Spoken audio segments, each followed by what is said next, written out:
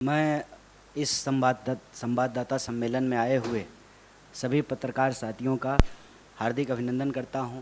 और बिहार में नई सरकार का गठन हुआ है, हालांकि मुख्यमंत्री वही हैं, और इस सरकार के गठन के पीछे का उद्देश्य क्या है और पूरे देश में इसका संदेश क्या है, इसके बारे में हमारे प्रभारी और अध्यक्ष जी ने अपनी बात रखी है। मैं बिहार के मुद्दों पे कुछ आपसे बात करना चाहता हूँ। हमारा मानना है, हमारी पार्टी यह स्पष्ट तौर पे सोच रही है, समझ रही है और इस पर एक्ट कर रही है कि देश में अब दो तरह के वोट हैं। एक वोट जो देश को बेचने की कार्रवाई को आगे बढ़ा रहा है और दूसरा वोट जो देश को बचाने की कार्रवाई को आगे लेकर के जाना चाहता है। देश बेचने और बचाने की जो ये लड़ाई है, ये आप तमाम लोगों से छुपा हुआ नहीं है।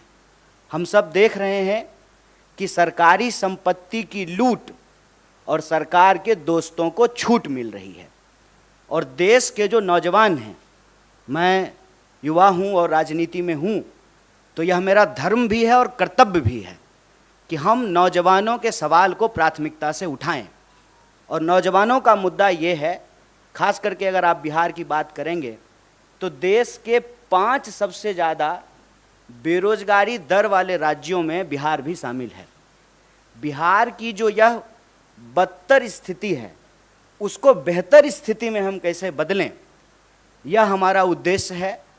और इस उद्देश्य को लेकर के देश के भीतर कहीं भी कोई भी अगर एकता बनाने का प्रयास होता है तो कांग्रेस पार्टी, चाहे दलीय तौर पे उसको कोई नुकसान हो, उस नुकसान को बर्दाश्त करते हुए भी दल से ऊपर देश को रखते हुए उस सरकार को हम गठित करने में, उसको बनाने में और उसको बचाने में अपनी भूमिका निभा रहे हैं।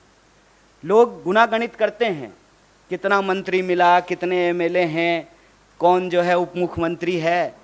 ये सारा गुणागणित तब होगा ना जब देश के भीतर सरकार गठन की प्रक्रिया पारदर्शी तरीके से चलती रहेगी। आप सब देख रहे हैं कि क्या हो रहा है कि विधायक जो हैं वो होटल खेल रहे हैं। जैसे कोना कोना खेलते हैं ना बच्चा लोग, वैसे होटल खेल रहे हैं, रिजॉर्ट चल रहा है। और आपने देखा कि बिहार में कोई रिजॉर्ट नहीं हुआ, बिल्कुल स्मूथ ट्रांजिशन हुआ है। और यही बिहार की खास बात है। और जैसा कि हमारे अध्यक्ष ने आपको याद दिलाया, सिर्फ इस दौर की बात नहीं है, आप किसी दौर की बात कर लीजिए। जब कहा जाता था कि नंद वंश के खिलाफ कोई बोल नहीं सकता है, तो एक असली चाणक्य, ये वाले नहीं, बेटा को सेक्रेटरी बना देना जो है, ये चाणक्यपन नहीं है, ये ओछापन है, ये दोहरापन है। जो असली चाणक्य थे वो चंद्रगुप्त मौर्य को जो है वो सम्राट बना दिए। और हर दौर में आप देखते जाइए, अगर आप स्वतंत्रता आंदोलन की बात कर रहे हैं, हम लोग 75वीं वर्षगांठ मनाए हैं, तो 1857 की क्रांति में वीर कुंवर सिंह जैसे लोग बिहार में पैदा हुए कि अपना हाथ काट करके नदी में प्रवाहित कर दिए। आप 1942 के भारत छोड़ो आंदोलन को देखिएगा, तो मैं जिस इलाके से आता हूँ उसको बिहार का बारदोली कहा जाता है। आप उसके बाद देखेंगे तो एक इकलौता आदमी एक छेनी हथौड़ी लेकर के पहाड़ काट करके रास्ता बना दिया। तो ये जो बीजेपी की लूट का पहाड़ है, उसके दोस्तों के छूट का जो कारोबार है, ये जो बेकार की बात है, उससे एक रास्ता बनाने के लिए रोजगार की बात करना जरूरी है। रोजगार एक बहुत बड़ा सवाल है। और आप जब बोलेंगे या सुनेंगे तो महंगाई और भाजपाई आपको सुनने में एक जैसा लगेगा। महंगाई, दंगाई, ये सब जो है भाजपाई शब्द से मिलते जुलते शब्द हैं। देश को अगर इस परिस्थिति से निकालना है तो हम लोगों को देश के मुद्दे पर बात करनी पड़ेगी, उस पर एक्ट करना पड़ेगा। और जब हम सरकार में आए हैं तो हमारी पहली प्राथमिकता ये सुनिश्चित करनी होगी कि देश के युवाओं को रोजगार मिले, महंगाई से त्रस्त जनता को हम लोग बचाएं, सरकारी संस्थानों की रक्षा करें, लोकतंत्र की प्रक्रिया जिंदा रहे कि कल को फिर से जो है कोई सच्चा चाय बेचने वाला का बच्चा जो है देश का प्रधानमंत्री बन सके। नेहरू जी हुए तभी मोदी जी हुए हैं। तो मोदी जी ऐसी परिस्थिति ना पैदा कर दें। वो कालिदास की कहानी आप लोग सुने होंगे कि जिस डाल पे बैठे हैं उसी डाल को काटने लगे हैं। तो यह जो अलोकतांत्रिक ढंग से लोकतांत्रिक सरकार के गठन का दावा किया जाता है, यह दावा किताबी है, यह दावा फर्जी है। असल में जनमत की चोरी होती है, उस जनमत को भी बचाना है और सिर्फ सरकार के गठन कर लेने से कुछ नहीं होगा। बतौर पार्टी, बतौर किसी भी गठबंधन का सदस्य हमारी ये जिम्मेवारी है कि जो घोषणाएं हमने चुनाव के दौरान की हैं उन घोषणाओं को हमको लागू करना पड़ेगा। ऐसा नहीं चलेगा कि दूसरे पे थू थू करेंगे, उससे जो है हम साफ हो जाएंगे। तो रोजगार हमारे लिए एक बहुत बड़ा सवाल है। जब यहाँ हमारे बिहार के प्रभारी और नेता आपको सरकार गठन की बधाई दे रहे हैं, देश में जो इसका एक पॉजिटिव संदेश है, इसमें कोई दो राय नहीं है। सेना का मनोबल यदि गिर जाए कि हम युद्ध जीत ही नहीं सकते हैं तो लड़ने से पहले ही हार जाएंगे। और आप सब ऐसा तो है नहीं कि सामने कुर्सी पे बैठे हुए हैं तो आप ज्ञानी नहीं हैं और हम थोड़ा ऊंचा कुर्सी लगा लिए हैं तो ज़्यादा ज्ञानी हैं, ऐसा तो बिल्कुल भी नहीं है। आप भी इसी समाज में रहते हैं। आप देख रहे हैं कि महंगाई की क्या हालत है। पेट्रोल पंप पे जब मीटर चलता है ना तो ऐसा धड़कन भी उसी स्पीड से बढ़ने लगता है। मैं तो कहता हूँ कि देश ने सरकार नहीं चुना है, खून चूसने वाला सिरिंज खरीद लिया है।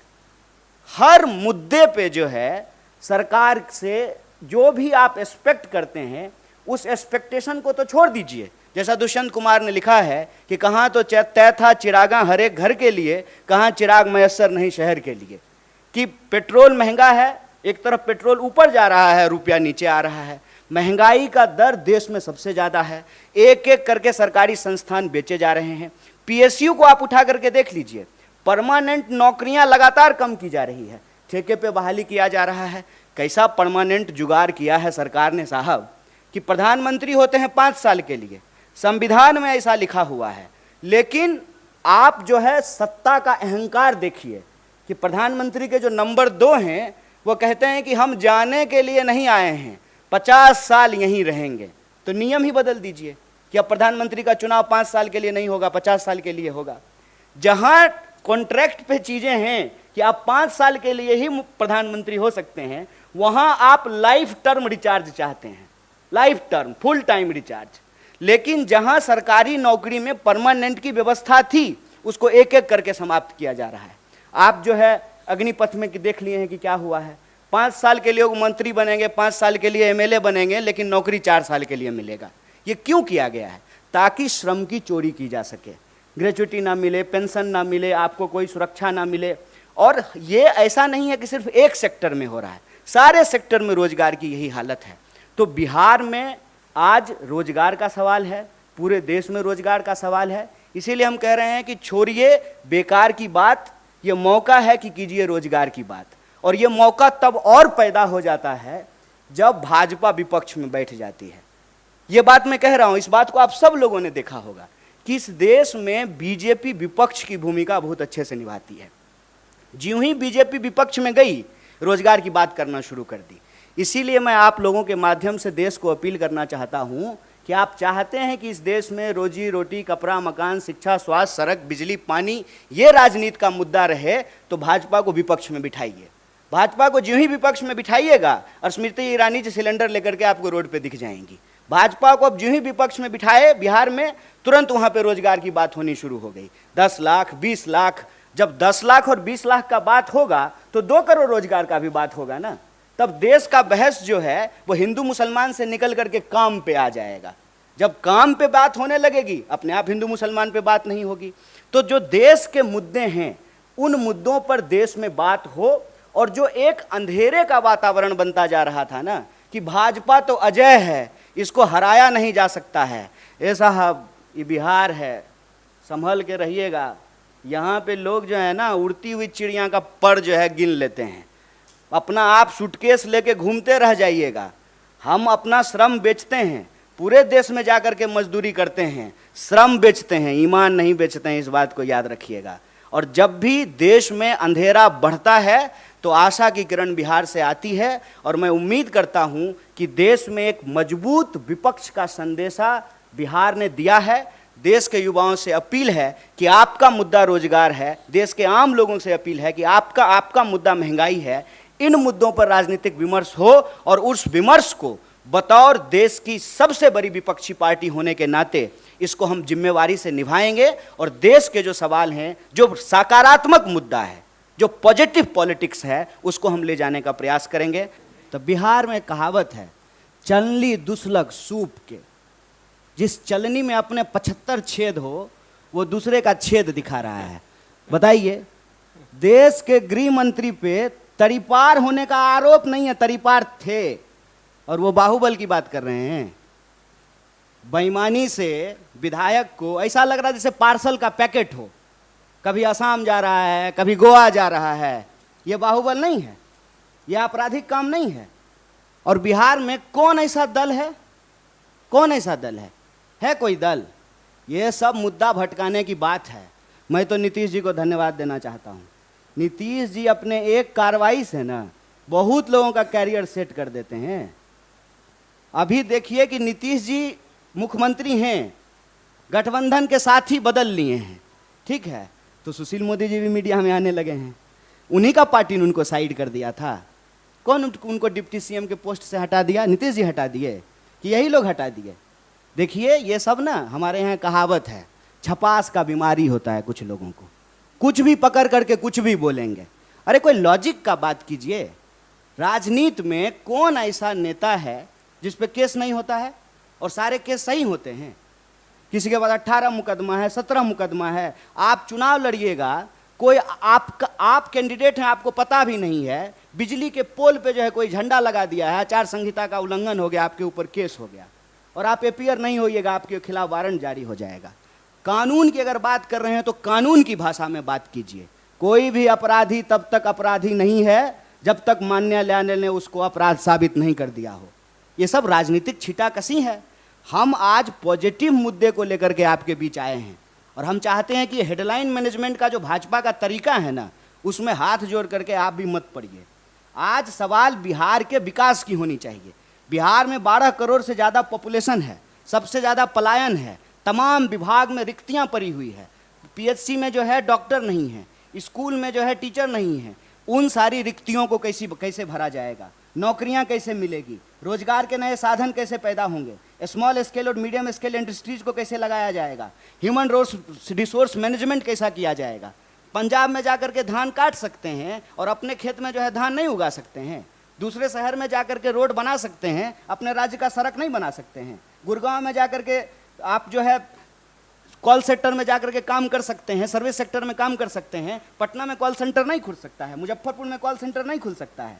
पॉजिटिव बात कीजिए। 20 साल से तो भटका ही रहे हैं बिहार के ये लोग, और ये भी सरकार में शामिल थे।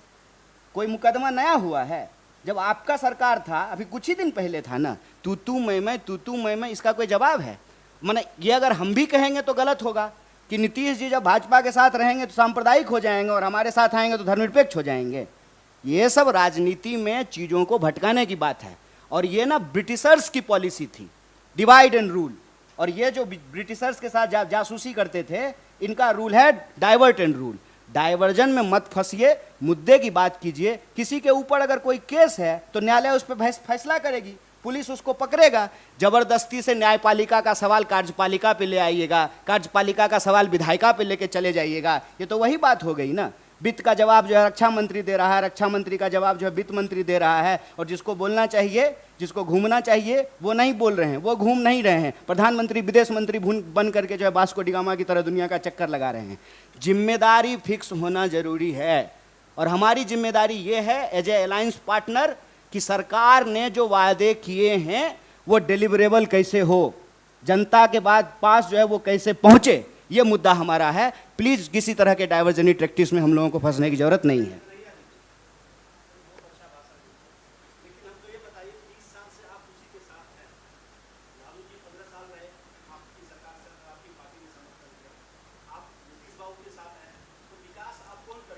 गड़बड़ा गए सर आप, नहीं आप गड़बड़ा गए, क्योंकि आप मेरा बात कौन भाषण समझ लिए। भाषण सुनना था तो 15 अगस्त को प्रधानमंत्री का सुनते कि जिस दिन बोले नारी का सम्मान होगा, उसके बाद बलात्कारियों को माला पहनाया गया। हम भाषण नहीं देते हैं, गड़बड़ा गए इसीलिए सवाल पूछने में। बाय इलेक्शन कवर किए थे ना, यहाँ प्रभारी बैठे हुए हैं, साथ में चुनाव लड़े थे कि अलग में लड़े थे? है ध्यान आपको? बिहार में अभी बाय इलेक्शन हुआ था, कांग्रेस और आरजेडी अलग लड़ी थी कि नहीं लड़ी थी? कोई परसेप्शन बना लीजिएगा, उसी पे खेलते रहिएगा। कोई बॉल आएगा छक्के मारना है? फैक्ट की बात कीजिए। अध्यक्ष अलायंस में नहीं थे, अलायंस में थे, हैं, रहेंगे, लेकिन अलायंस में नहीं भी थे। ऐसा नहीं है कि एक ही तरह से राजनीति चलते रहती है।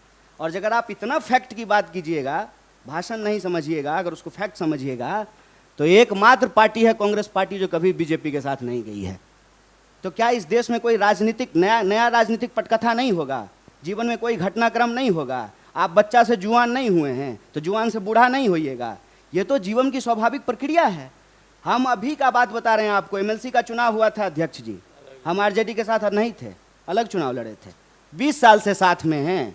ऐसे नहीं कीजिए सब, फैक्ट की बात कीजिए। अरे वैसे फिर आप महीना जोड़िएगा। हम अभी बता रहे हैं आपको कि हम एमएलसी में अलग अलग चुनाव लड़े हैं, बाय इलेक्शन में अलग चुनाव लड़े हैं। ऐसे ही देखिए, बात को घुमाने के लिए तो कुछ भी बोल देंगे, लेकिन फैक्ट का बात यह है कि ये सरकार एक मुद्दे पे बनी है। वो मुद्दा ये है कि देश के अंदर जिस तरीके से जनमत की चोरी हो रही है, उस पर एक मुकम्मल प्रतिकार हो, और जो जनता के जन सरोकार के जो मुद्दे हैं उसको हम लोग डिलीवर कर सकें। Thank you.